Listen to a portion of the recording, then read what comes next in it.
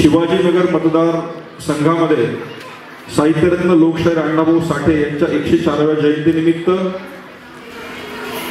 आपण माझा जो सन्मान केला त्याबद्दल सर्वप्रथम मी आपला आभारी आहे, ऋणी आहे। या ठिकाणी आज उपस्थित असलेले माझे जवळचे मित्र आणि खऱ्या अर्थानं माझे मेंटॉर, कारण अनेक वर्षापासून मी त्यांचा स्वभाव आणि सगळ्याच गोष्टी मी फॉलो करतोय, ते माझे मित्र माननीय आमदार सरदार घराण्यातले माननीय सिद्धार्थजी शिरोळे, त्याचबरोबर या कार्यक्रमाचे अध्यक्ष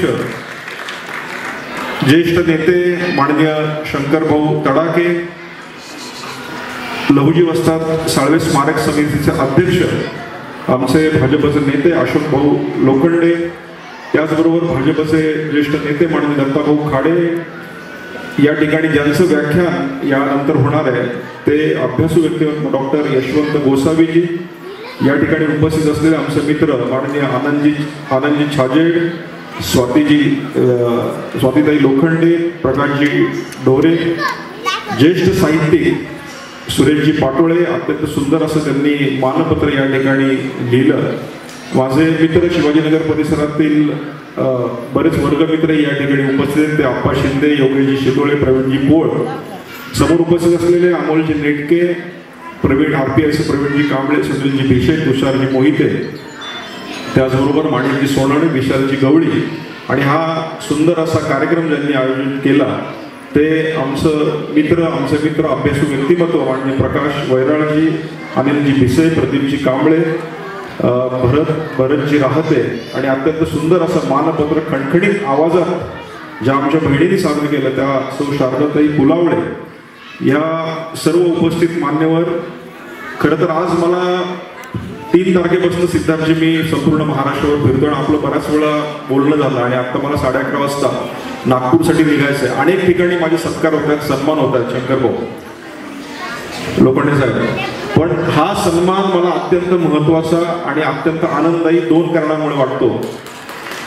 त्याचं एक महत्त्वाचं कारण की ज्या शिवाजीनगर भागामध्ये माझं पूर्ण आयुष्य म्हणजे 11वी ते ग्रॅज्युएशनपर्यंत मी शिवाजीनगरमध्ये होतो, त्यामुळे इथल्या सगळ्या गल्लोगल्ली माहिती आहेत, शिवाजीनगर पोलीस लाईन माहिती आहे, जडणघडण खऱ्या अर्थानं शिवाजीनगर मतदारसंघात झाली आणि तिथे माझा सन्मान होतो याचा आनंद आहे। दुसरा, सरदार घराण्यातील शिरोळेंच्या वतीनं हा सन्मान होतोय। माझे मित्र जरी असले तरी हा सिद्धार्थजींच्या हातानं हा सन्मान होतोय। तुम्हाला माहिती, सिद्धार्थ म्हणजे गौतम बुद्धांचं नाव आहे आणि मला त्यांच्या हाताने हा सन्मान होतोय याचं एक मला वेगळं कौतुक आहे। आज या ठिकाणी माननीय सिद्धार्थजी आपण वेळात वेळ काढून ह्या सगळ्यांना सहकार्य केलं आणि हा कार्यक्रम घेतला, पण मला इथे बसलेल्या तमाम महिलांना, बंधू भगिनींना आवर्जून सांगायचं आहे की आपल्या भागात माननीय सिद्धार्थजी खूप चांगल्या पद्धतीनं नेतृत्व करतायत। मी अनेक मतदारसंघात अनेक आमदारांना भेटलो, पण साहित्यरत्न लोकशाहीर अण्णाभाऊ साठेंना फॉलो करणारा माझा मित्र सिद्धार्थ शिरोळे आहेत, हे मला अभिमानाने सांगायचं, कारण त्यांची 2 पुस्तकं मार्केटमध्ये आहेत। मी त्यांना आल्याला विचारलं, 2 पुस्तकं लक्षात घ्या, राजकारणी व्यक्ती राजकारणात आल्यानंतर सकाळी 5 वाजल्यापासून रात्री 12 वाजेपर्यंत सगळ्या गोष्टींना सामोरं जावं लागतं। मग सकाळी होणाऱ्या मैत्या असतील, अचानक होणारे ॲक्सिडेंट असतील, लाईट गेली, पाणी गेलं, कुठलंही कारण हे समाजाला देता येत नाही, पण काम करावं लागतं आणि ते काम करत असताना वैचारिक पातळी ठेवून पुस्तक लिहिणं ही खूप मोठी गोष्ट आहे।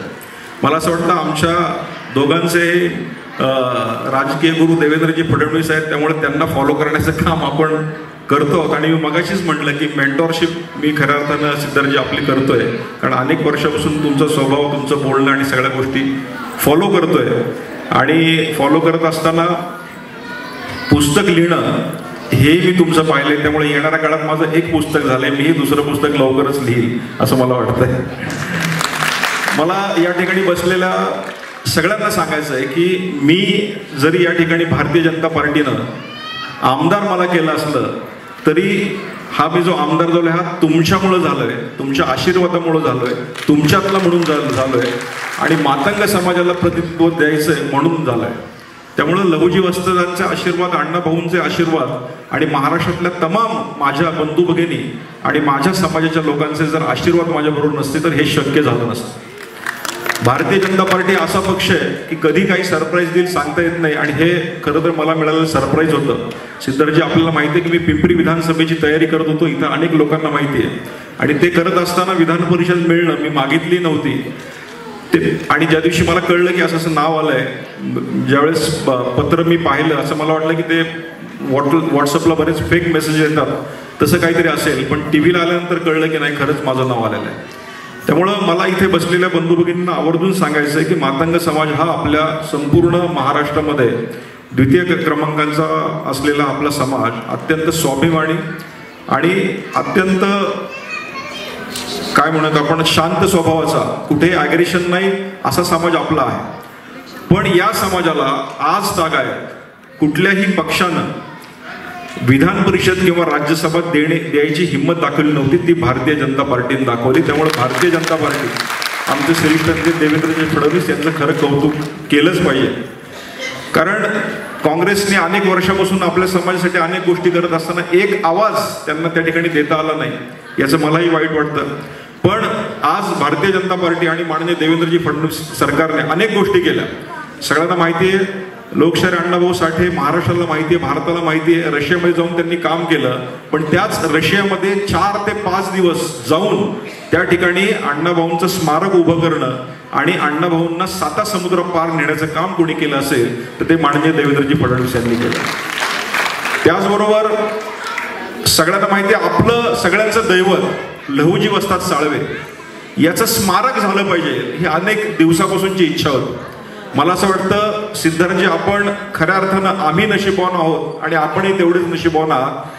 कारण का तर लहुजी वस्ताद साळवेंचं स्मारक हे शिवाजीनगर मतदारसंघामध्ये होतं, आणि मला अशोकजी असतील, आमचे अनेक कार्यकर्ते असतील, वेळोवेळी सांगत होते की हे सगळं घडत असताना माननीय सिद्धार्थजी शिरोळे यांचं या ठिकाणी खूप मोठा वाटा आहे, मोलाचं योगदान आहे. कारण प्रत्येक वेळेस त्यांना तिथं सांगितल्यानंतर तिथं येणं, बोलणं आणि त्या ठिकाणी काम करून घेणं एवढं ते करतात.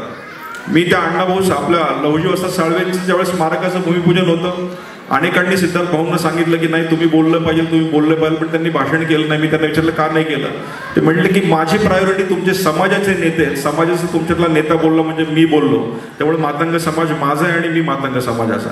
त्यामुळे एवढं मोठं दायित्व माननीय सिद्धार्थजी शिरोळे ज्यावेळेस आपल्या समाजासाठी देतात, त्यामुळे त्यांचं खऱ्या अर्थानं कौतुक आहे. त्यामुळे अभिमान आहे, आनंद आहे की लहुजी वस्ताद साळवेंचं स्मारक या ठिकाणी होत आहे. आणि आत्ताच मागच्याच आठवड्यामध्ये आमची लहुजी स्मारक समितीतल्या सगळ्या सदस्यांची बैठक झाली आणि सिद्धार्थजींनी त्या ठिकाणी त्यांचं निवेदन सादर केलं. ज्या वेळेस पुण्यामध्ये तुम्ही संचेतीच्या ब्रिजवर एंट्री कराल किंवा पुण्यामध्ये एंट्री कराल, त्यावेळेस सगळ्यात पहिलं आपल्याला लहुजींना वंदन करावं लागेल. कारण 35 फुटी त्या ठिकाणी स्टॅच्यू लहुजींचा पहिला महाराष्ट्रातला हा त्या ठिकाणी होतोय, ब्रांजचा स्टॅच्यू होतोय. माननीय अशोक भाऊ लोखंडे आणि मागच्या आठवड्यात आमची बैठक झाली, त्या ठिकाणी हा निर्णय झाला, ते पण शिवाजीनगर मतदारसंघात होते. त्यामुळे त्याचाही आम्हाला अभिमान आहे की भाजप सरकारच्या काळात, महायुती सरकारच्या काळात हे घडलं. शेजारी सगळ्यांना माहिती आहे की अण्णाभाऊ साठे महामंडळाचं मी अध्यक्ष राहिलो, 3.5-4 महिनेच मिळाले. पण काँग्रेसच्या काळात ते साठे महामंडळ बंद पडलं. 300 कोटीचं महामंडळ 7 वर्ष बंद होतं. 2100 कोटीचं नुकसान आपल्या समाजाला काँग्रेसमुळं भोगावं लागलं, हे आपण विसरता कामा नये. तेच महामंडळ आता चालू करण्याचं काम माननीय महायुती सरकारने आणि मुख्यमंत्री आणि माननीय देवेंद्रजी फडणवीस यांनी केलं. आता 1 लाखाची योजना असेल, 5 लाखाची योजना असेल, 15 लाखाची थेट योजना नुकतीच येते, तेही काम या ठिकाणी आपल्या सरकारमध्ये केलं जातंय, याचाही आम्हाला अभिमान आहे. त्यानंतर सगळ्यांची अस्मिता असलेले साहित्यरत्न लोकशाहीर अण्णाभाऊ साठे यांचं स्मारक असावं या भावनेने आपण चिरागनगरला काम केलं. आता 300 कोटी रुपये तिथंही मंजूर झालेत आणि तेही काम आपल्याच सरकारच्या काळामध्ये होत आहे. सिद्धार्थजी, आम्हाला खंत होती की अनेक वर्षापासून आमचे लोक काम करतायत, कोणी PhD होल्डर आहेत, अनेक लोक काम करतायत, पण आमच्या समाजात आज ताग आहे, IAS ऑफिसर नव्हता. आणि ही भावना वेळोवेळी आमच्या समाजाने अनेकांना सांगितली, देवेंद्रजींना सांगितली, माननीय मुख्यमंत्र्यांना सांगितली. आणि म्हणून अण्णाभाऊ साठेंच्या नावानं ट्रेनिंग अँड रिसर्च सेंटर असावं, ज्याला RT म्हटलं गेलं, ते चालू करा, याची या सरकारने नोंद केली आणि 1 ऑगस्ट रोजी RTची घोषणा झाली.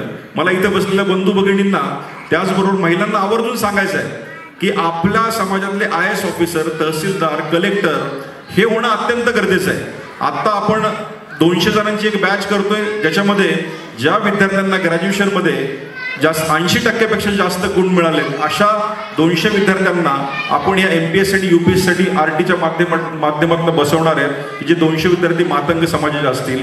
मला असं वाटतं येणाऱ्या या 5 वर्षामध्ये या 200तली किमान 50 जरी IAS ऑफिसर झाले तरी ती खूप मोठी घटना घडेल. आणि येणाऱ्या काळामध्ये 1 ते 2 वर्षामध्ये आपल्याला याच ठिकाणी लहुजी वस्ताद साळवेंचं स्मारक मोठ्या थाटामाटात उभं करायचं आहे. आज पैसे सँक्शन झालेले आहेत, पण मला असं वाटतं हे पुन्हा एकदा तेवढ्याच मोठ्या जर ताकदीने व्हायचं असेल तर सिद्धार्थ भाऊ तुम्हाला पुन्हा एकदा आमदार व्हावंच लागेल. आणि ते आमदार करण्याचं काम आमचा मातंग समाज 100% करेल, कारण तुम्ही आम्हाला परक समजत नाही, तुम्ही आम्हाला आपलं समजता. त्यामुळे मी आपल्याला अभिवचन देतो, महाराष्ट्र जरी पिंजून काढत असलो तरी इलेक्शनच्या दरम्यान तुमच्यासाठी मी माझ्या प्रत्येकाच्या घरात जाऊन भाकरी खाऊन आपल्याला मतं देण्याचं काम मी नक्की करेल. असे अनेक प्रश्न या ठिकाणी खऱ्या अर्थानं केलं. मला आपल्याला आवर्जून सांगायचं आणि सगळ्यांना सांगायचं आहे. खरं तर मातंग समाज असेल किंवा इतर समाज असेल, आपल्याला जर पूर्वीचा काळ पाहिला तर आपल्याला मंदिरात प्रवेश नव्हता. डॉक्टर बाबासाहेब आंबेडकरांना पण काळाराम मंदिराच्या इथे त्यांना खऱ्या अर्थानं आंदोलन करावं लागलं. पण आज ह्या सरकारने काय केले तुम्हाला कल्पना आहे का? आज जेजुरी देवस्थानचा अध्यक्ष मातंग समाजाचा आहे आणि हे फक्त महायुती सरकारच्या काळात घडले. आज ज्या समाजाला मंदिरामध्ये प्रवेश नव्हता त्या मंदिराचा अध्यक्ष मातंग समाजाचा होतोय, हे फक्त महायुती सरकार आणि देवेंद्रजी फडणवीस सरकार यांच्या काळातच होऊ शकतं. त्यामुळे याचं भान ठेवून उद्याच्या इलेक्शनला आपल्याला समोर जावं लागेल. अनेक जण महाराष्ट्रभर फिरत असताना मला म्हणतात की अरे हा समाजासाठी फिरत नाही, हा पक्षाचा प्रचार करतोय. मी पक्षाचा प्रचार करत नाहीये, मी मातंग समाजाच्या अस्मितेचा प्रचार करतोय. जी अस्मिता या सरकारनं आम्हाला दिली, जी मागच्या काळात कधीच झाली नाही, जे आम्हाला मान उंचवण्याचं काम कोणी केलं असेल तर महायुती सरकारने केलं. आणि म्हणून महायुती सरकारने जे जे मातंग समाजाला दिलं, जे जे आपल्याला मिळालं ते सांगण्याचं काम, जागृती करण्याचं काम हे माझं मी आद्य कर्तव्य समजतो. येणाऱ्या काळामध्ये सगळ्यांना कल्पना आहे की 1 ऑगस्ट योगायोग झाला आणि सर्वोच्च न्यायालयाचा निकाल त्या दिवशी आला. अबगड आरक्षण त्या दिवशी आपल्याला मिळालं. अबगड आरक्षणामुळे पुढच्या 7 पिढ्या आपल्या सुधारणार आहे. 20 वर्षाचा हा संघर्ष आहे. पंजाब वर्सेस देवेंद्र सिंग ही एक मोठी केस अनेक वर्ष चालली आणि त्याचा निकाल आपल्या बाजूने लागला. येणाऱ्या या महिन्यामध्ये मी आपली कमिटी घेऊन माननीय मुख्यमंत्री, उपमुख्यमंत्री यांना भेटून या महिन्यातच एक रिटायर्ड सर्वोच्च न्यायालयाचे जज घेऊन याची समिती गठीत करून लवकरात लवकर त्याविषयी निर्णय महाराष्ट्र सरकारने जाहीर करावा, याचाही पाठपुरावा मी आपल्या सर्वांसाठी करणार आहे. कारण अबगडाचा निर्णय फक्त मातंग समाजाचा नाही आहे, तर चर्मकार समाज असेल, ढोर असेल, मादिगा समाज असेल, मांगरुडी असेल, या सर्वांसाठी लागू होणार आहे. आणि त्यामुळं आपली पिढी येणारी सुधारणार आहे. त्यामुळं मला असं वाटतं की येणाऱ्या काळात अनेक गोष्टी घडल्या. इथं आमच्या अनेक बहिणी बसलेल्या आहेत की ज्यांनी लाडकी बहीण योजनेचे अनेकांनी फॉर्म भरलेत ना. हात वर करा किती लोकांनी भरले. बघा त्या आजींनी पण भरले. आजी पण लाडकी बहीण आहे कोणाची तरी. मी आलेल्या सिद्धार्थजींना विचारलं की आपण किती फॉर्म भरले, तर मला सिद्धार्थजींनी सांगितलं मी 15,000पेक्षा जास्त फॉर्म भरलेत आणि अजून लोक येत आहेत. तर लाडक्या बहिणींनो पहिला हप्ता आलाय, दुसरा हप्ताही येणार आहे, तिसराही येणार आहे आणि 4था, 5वा, 6वा यायचा असेल तर परत एकदा सरकार यावं लागेल, नाही तुमचा हप्ता बंद होऊन जाईल. त्यामुळे आपल्याला येणाऱ्या काळामध्ये ज्या ज्या गोष्टी मिळाल्या त्या महायुती सरकारच्या काळात मिळालेल्या आहेत. त्यामुळे आपल्याला भान ठेवून काम करावं लागणार आहे. मला या ठिकाणी आवर्जून सांगायचंय की आज मी जरी शिक्षण संस्था चालक असलो तरी माझी संस्था छोटी आहे. सिद्धार्थजी या ठिकाणी अनेक संस्था आहेत, पण पारंपरिक जर आपण संस्था पाहिल्या, खास करून मराठवाडा विदर्भ परिसरामध्ये, तर काँग्रेसच्या अनेक लोकांच्या संस्था मोठ्या मोठ्या संस्था आहेत. आणि एक देवेंद्रजी फडणवीस मुख्यमंत्री असताना त्यांनी एक अत्यंत चांगला निर्णय केला, तो पोहोचवणं माझं काम आहे तुमच्यापर्यंत. या संस्थांमध्ये एससीच्या मुलांना स्कॉलरशिप मिळायची आणि ती स्कॉलरशिप थेट संस्थेच्या अकाउंटला जायची. याच्यामध्ये अनेक म्हणजे 40 जर एससीची मुलं आली तर त्या ठिकाणी 100 दाखवली जायची आणि 100 मुलांचं एससीच्या मुलांचं मानधन स्कॉलरशिप घेतली जायची. पण माननीय फडणवीस सरकारने एक निर्णय आणला, एससीच्या मुलांची स्कॉलरशिप संस्था चालकाच्या अकाउंटवर जमा करण्याऐवजी ती थेट एससीच्या मुलाच्या अकाउंटला जमा केली गेली आणि त्यातनं खऱ्या अर्थानं एससीचा मुलगा शिकू लागला आणि डुप्लिकेट सगळ्या गोष्टी नाहीशी झाला. एवढा बारीक विचार जर आमचं सरकार करत असेल तर आपण या सरकारबरोबर राहणं अत्यंत गरजेचं आहे. मला आरटीची स्थापना ज्यावेळेस झाली किंवा माझी ज्यावेळेस नियुक्ती झाली, अशा अनेक गोष्टींमध्ये ज्या मोजक्या आमदारांचे मला फोन आले त्यात सिद्धार्थजींचा मी फोन होता. सिद्धार्थजींनी मला फोन करून सांगितलं, मला खूप आनंद झाला, आज मातंग समाजाला प्रतिनिधित्व मिळालं, मला अत्यंत आनंद झाला. आरटीची गोष्ट झाली, आज शिवाजीनगरमधनं पण माझ्याकडे मातंग समाजाचा तुम्ही लवकरात लवकर प्रवेश मिळवून घ्या, माझ्या मतदारसंघातलेही तुम्ही IAS ऑफिसर करा, हे म्हणणारा पहिला आमदार मी ह्या खऱ्या अर्थानं त्या दिवशी मी पाहिला. जर एखादा आमदार आपल्याला एवढी काळजी घेत असेल तर येणाऱ्या काळामध्ये त्या आमदारची काळजी आपण घेतली पाहिजे. त्यामुळं येणारा काळ हा अत्यंत चांगला काळ आहे आणि म्हणूनच आपण येणाऱ्या काळामध्ये खऱ्या अर्थानं ज्या ज्या गोष्टी आपल्याला ह्या सरकारकडनं मिळाल्या आहेत त्याचा फायदा आपण घेऊन पुढे गेलं पाहिजे. आज लहुजी वस्तादांचं या ठिकाणी स्मारक होते, स्मारकाचा ढाचा काय असेल, स्मारकामध्ये काय होणार आहे, या सगळ्या गोष्टी आपण बघितल्या पाहिजे. आणि मी तुम्हाला एक वचन देतो, आरटीचं ऑफिस हे नक्कीच येणाऱ्या काळामध्ये पुण्यामध्ये असेल याचा पाठपुरावा मी करणार आहे. कारण पुणे हे विद्येचं माहेरघर आहे. पुण्यामध्ये नाशिक असेल, मराठवाडा असेल, विदर्भ असेल, पुण्यामध्ये यायला सोपं पडतं. त्यामुळे पुण्यामध्ये या ठिकाणी आपण लवकरात लवकर आरटीचं एक मोठं कार्यालय या ठिकाणी, जरी मुंबईत असलं तरी मुख्य कार्यालय या ठिकाणी कसं येईल यासाठी मी नक्की पाठपुरावा करणार आहे. त्यामुळे येणाऱ्या काळात जे जे प्रश्न मातंग समाजाचे असतील, आपले असतील, ते प्रश्न माझे असतील, आपण कधीही मला कॉल करा, त्या ठिकाणी तुमच्यासाठी धावून येणारा. मी खरं तर या ठिकाणी दौरा करतोय आणि दौऱ्याचा माझा एकच मुख्य उद्देश आहे की माझ्या समाजाला नेमकं काय पाहिजे आणि माझ्या समाजाकडनं अपेक्षा काय आहेत आणि हे सगळे प्रश्न ज्यावेळेस फिल्ट्रेशन घेऊन विधिमंडळ येईल त्यावेळेस समाजाचा आवाज म्हणून त्या ठिकाणी मी नक्की मांडेल. सिद्धार्थजी, मी ज्या ज्या ठिकाणी जातोय त्या त्या ठिकाणी मातंग समाजाचे अनेक प्रश्न आहेत. आजही गावखेड्यांमध्ये आज त्या ठिकाणी स्मशानभूमीचा प्रश्न असेल, आज अनेकांची इच्छा आहे की आमच्याकडे अण्णाभाऊ साठेंचं स्मारक नाही, दौंडसारख्या ठिकाणी स्मारक नाही. आत्ताच आळंदीमध्ये त्या ठिकाणी एखादं अण्णाभाऊ साठेंच्या नावाने त्या ठिकाणी एखादं सभागृह व्हायची मागणी आहे.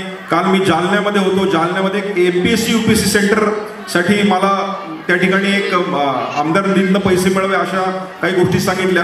म्हणजे अनेक मागण्या, नेमक्या मागण्या काय आणि त्यातली प्रखर मागणी काय याचा अभ्यास करून येणाऱ्या विधिमंडळामध्ये मातंग समाजाचा नक्की आवाज त्या ठिकाणी होईल.